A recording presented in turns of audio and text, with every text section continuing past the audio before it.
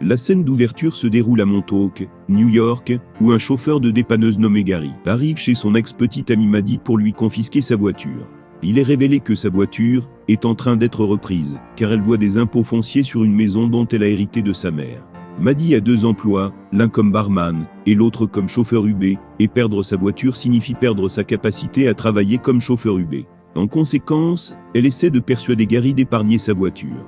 Elle essaie même de faire appel à ses sentiments, mais ses efforts sont ruinés par un autre homme, avec qui elle a couché la nuit précédente. Voyant cela, Gary attache sa voiture à sa dépanneuse et s'en va. Gary est absolument jaloux. Désormais, sans voiture, Maddie a recours au relais pour se rendre au travail. En chemin, elle remarque la dépanneuse de Gary garée devant un café. Voyant qu'il est occupé à l'intérieur, Maddie détache rapidement sa voiture et tente de s'enfuir. Elle oublie cependant qu'il reste attaché au camion. Cela entraîne une légère agitation, et Gary arrive rapidement sur les lieux et remonte la voiture. Maddie se retrouve en probation à la suite de ses actes, mais heureusement, elle est sauvée par son ami nommé Gab. Suite à cela, Maddie se précipite vers son travail dans un bar, avec sa frustration toujours persistante. Elle est encore plus agacée lorsqu'un client demande à boire avant l'ouverture officielle du bar. En conséquence, elle se dispute avec le client, ce qui lui fait se faire gronder par son manager Fern. Fern confie alors à Maddie la tâche de plier les serviettes. Là, elle est accompagnée de sa collègue enceinte Sarah et de son mari Jim. Alors que les trois engagent la conversation, Sarah lui montre une opportunité d'emploi particulière auprès de riches investisseurs en crypto-monnaie. Les Biquet recherchent actuellement quelqu'un pour sortir avec leur fils introverti de 19 ans, Percy, et en échange, ils offrent leur voiture Buick Regal en guise de compensation. Désespérée d'éviter de perdre la maison, Maddie décide d'accepter ce message inhabituel sur Craigslist. Le lendemain, elle se rend chez les riches parents, afin de discuter du travail. Les parents Lair et Allison lui parlent de leur fils, qui est timide, et n'a aucune expérience avec les filles. Boire, faire la fête, ou faire l'amour. Ils espèrent renforcer sa confiance, avant qu'il aille bientôt à l'université de Princeton. Au fur et à mesure que leur discussion se déroule, les parents se rendent compte que Maddie a déjà 32 ans, ce qui les rend quelque peu hésitants. Néanmoins, Maddie affirme que ce dont ils ont vraiment besoin n'est pas d'une jeune fille, mais de quelqu'un de mûr, qui puisse guider leur fils vers le statut d'homme responsable. Cela convainc les parents, et ils finissent par l'embaucher pour le poste. Mais, avant de partir, ils lui demandent de ne pas en informer Percy. Plus tard, Maddie s'habille dans une robe séduisante, et se dirige vers un refuge pour animaux, où Percy fait du bénévolat. Elle s'intéresse à l'adoption d'un chien et demande spécifiquement l'aide de Percy. Percy montre ensuite son chien Milo, et commence à lui expliquer les détails. Maddie, quant à elle, continue de le draguer pour tenter de flirter. Cependant, Percy ne se sent pas à l'aise, c'est pourquoi il décide de mettre fin à leur conversation. Maddie, qui a besoin de plus de temps pour lui parler, lui propose de le raccompagner chez lui. Percy semble hésitant, mais elle attrape son vélo et le charge dans la camionnette qu'elle a empruntée à Jim. En chemin, Maddie tente d'engager une vraie conversation, au cours de laquelle elle fait une blague faisant référence à Percy comme son otage. Le jeune garçon prend cela au sérieux, et pense qu'elle cherche à le kidnapper. Ses soupçons augmentent, lorsque Maddie prend un chemin différent, le citant comme un raccourci. Pour tenter de demander de l'aide, Percy essaie de composer le 911 sur son téléphone, mais Maddie l'enlève, augmentant son malaise. Peu de temps après, ils arrivent à la résidence de Maddie, et juste avant de sortir de la camionnette, Percy lui vaporise du poivre sur le visage. Malgré la douleur, Maddie exprime qu'elle le trouve beau, et qu'elle veut passer plus de temps avec lui. En entendant cela, Percy l'aide à se laver le visage et les deux conviennent de se rencontrer pour une nuit d'amour. Le lendemain soir, Maddie invite Percy dans un bar, et le garçon y arrive en costume avec un pantalon court. Maddie commande alors un cocktail pour eux deux. Percy crache sur la boisson, dès qu'il la goûte, mais Maddie essaie de le convaincre en lui disant qu'il doit essayer l'alcool avant d'aller à l'université. Leur conversation est bientôt interrompue par un type, puis par l'un des ex-petits amis de Maddie. Il mentionne qu'il est maintenant marié, et se vante que sa femme est très fidèle, contrairement à Maddie. Avant de partir, l'homme prévient également Percy en lui disant qu'elle est une prostituée. Après leur verre, Maddie emmène Percy à la plage, et leur suggère de se baigner maigre. Le voyant réticent, Maddie se déshabille devant lui, et saute à l'eau. Suite à cela, Percy enlève nerveusement ses vêtements et la suit.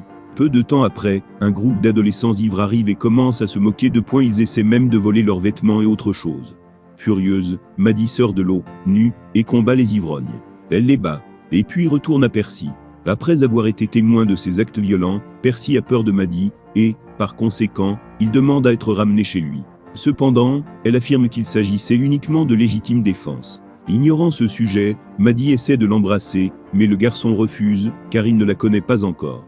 Cela agace Maddie, qui part alors en emportant leurs 2 affaires. Un Percy nu la suit, et réclame ses vêtements et son téléphone, mais Maddie ne lui donne que ses vêtements. Elle se prépare à partir, mais Percy saute sur le capot de la camionnette, et réclame son téléphone. Quoi qu'il en soit, Maddie s'en fiche, et commence à conduire, pour être repérée par la police. Cela l'inquiète, car elle est déjà en probation. Effrayée à l'idée de perdre son permis, Maddie accélère le véhicule, et parvient à distancer la voiture de police en dépassant un train venant en sens inverse. Plus tard, ils se rendent tous les 2 chez elle, et Maddie tente de le séduire une fois de plus. Elle commence également à danser sur ses genoux, mais Percy, inexpérimenté, la trouve lourde. Maddie le place alors sur ses genoux, et commence à se rapprocher. Malheureusement, cela ne fait que déclencher l'anxiété de Percy, lui faisant développer une éruption cutanée au dos. Malgré ce revers, Maddie ne le juge pas, et le soigne avec de la lotion. Réconforté par sa gentillesse, Percy parle de sa vie solitaire. Il révèle comment ses camarades de classe se moquaient de lui, parce qu'il dormait dans la chambre de ses parents, ce qui est l'une des raisons qui l'ont découragé de socialiser. En réponse, Maddie partage également son histoire sur la façon dont elle a vécu dans cette maison, toute sa vie, pour prendre soin de sa mère malade. Percy demande si elle a un père, et elle répond qu'il les a abandonnés pour sa nouvelle famille en ville. Après une conversation à cœur ouvert, les 2 hommes décident de se connaître, avant de se lancer dans cette aventure. Au cours des prochains jours, Maddie et Percy passent la plupart de leur temps ensemble, profitant d'activités comme des sorties à la plage, avec leurs animaux de compagnie, et jouant au laser game dans la salle d'arcade. Au fil du temps, Percy devient plus à l'aise avec Maddie, et ils nouent une véritable amitié. Un jour, ils admettent tous les 2 n'avoir jamais assisté à un bal de promo. Percy se demande pourquoi elle n'est pas allée à un bal de promo, malgré son attitude de reine du bal. Maddie répond qu'elle avait déjà écrit une lettre à son père, lui demandant pourquoi il ne voulait pas la voir. Cependant, la lettre est revenue non ouverte juste avant le bal définissant. Cette expérience lui a laissé un sentiment de rejet, alors elle a choisi de ne pas y assister. Son histoire touche le cœur de Percy, alors il lui demande la permission avant de l'embrasser.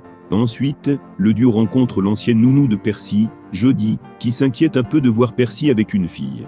De manière ludique, il lance un frisbee et demande à Percy de le récupérer.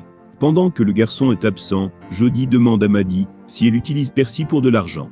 Notre fille le fait immédiatement taire en disant qu'elle veut juste sortir avec lui. Sa relation avec les enfants est un peu bizarre en soi.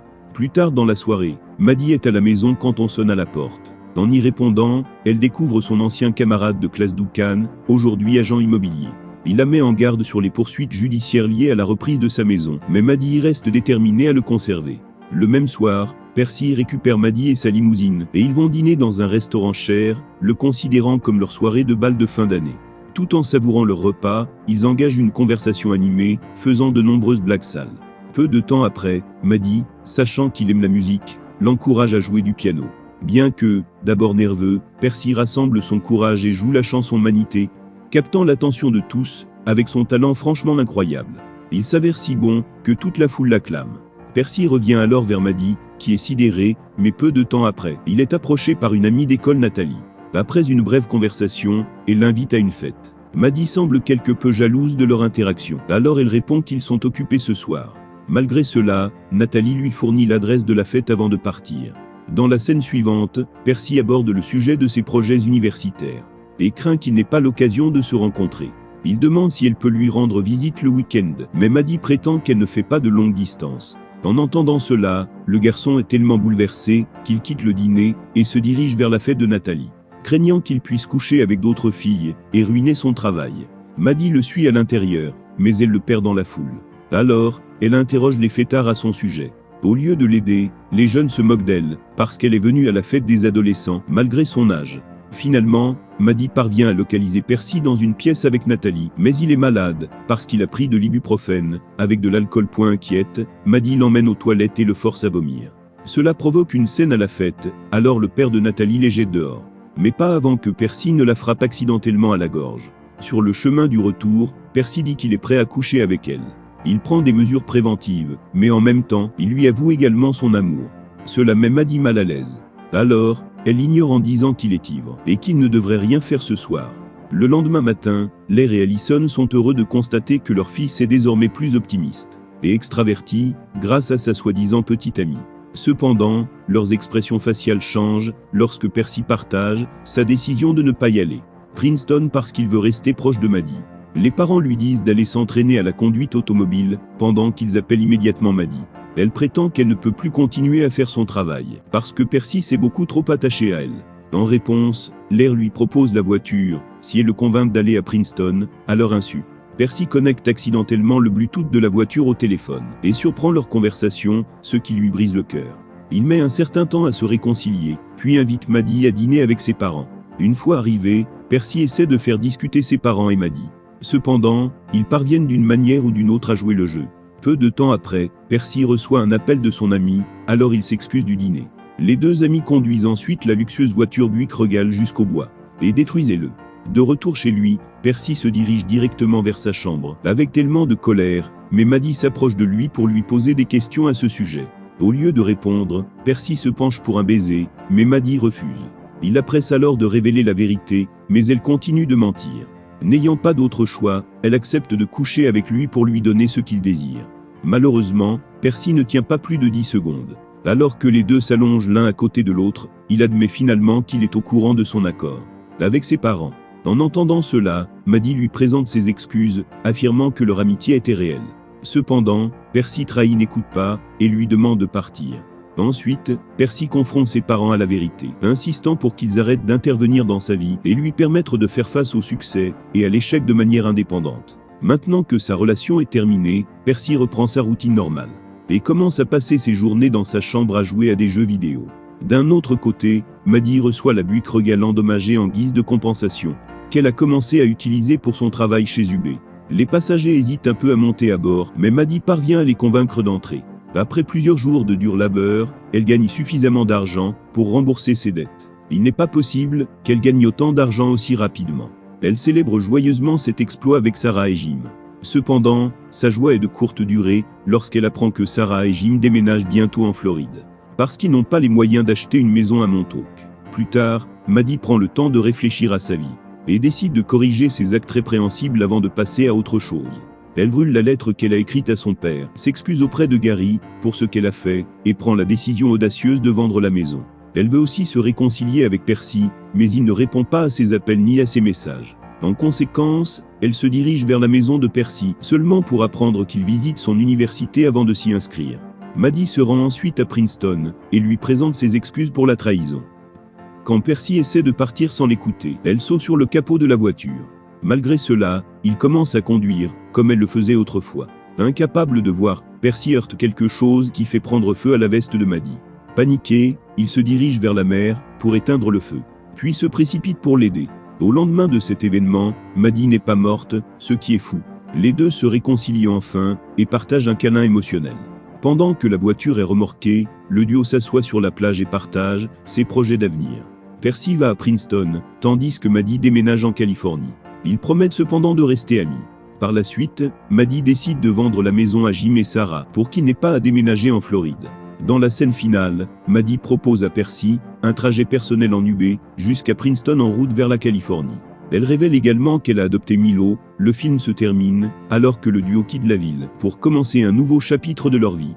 Veuillez vous abonner pour plus de vidéos comme celle-ci, aimer et laisser un commentaire pour aider cette chaîne YouTube à se développer. Merci d'avoir regardé.